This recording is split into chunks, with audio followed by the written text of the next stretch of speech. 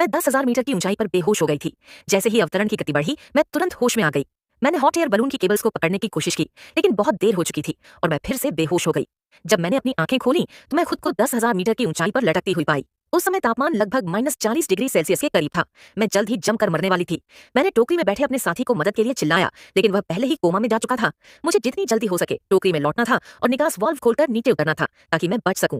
मैं अपने पैरों को झूलती रही ताकि जड़त्व का उपयोग करके टोकरी की ओर झूल सकूं। सौभाग्य से अनगिनत प्रयासों के बाद मैं अंततः टोकरी को पकड़ने में सफल रही।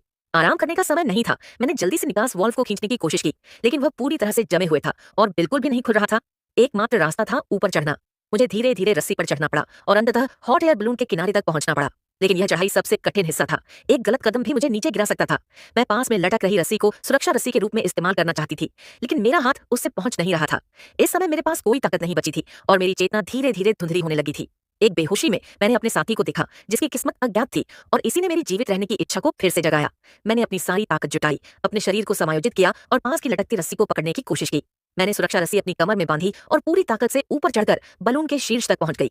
जब मैंने अपने हाथ से वाल्व खोलने की कोशिश की तो वह बिल्कुल भी नहीं हिला। मैंने एक उपाय सोचा। मैं खड़ी हुई और जोर से उस पर पैर से ठोकर मारी। वाल्व को बंद होने से रोकने के लिए मैंने एक छुरा निकाला, अपनी जूते की फीता काट दी और उसे वाल्व में फंसा दिया। जैसे ही हॉट एयर बलून धीरे धीरे नीचे उतरने लगा, मेरा साथी धीरे धीरे होश में आया और जाग गया। मैंने देखा कि जो बर्फ के टुकड़े गिर रहे थे वे हवा में थम गए थे।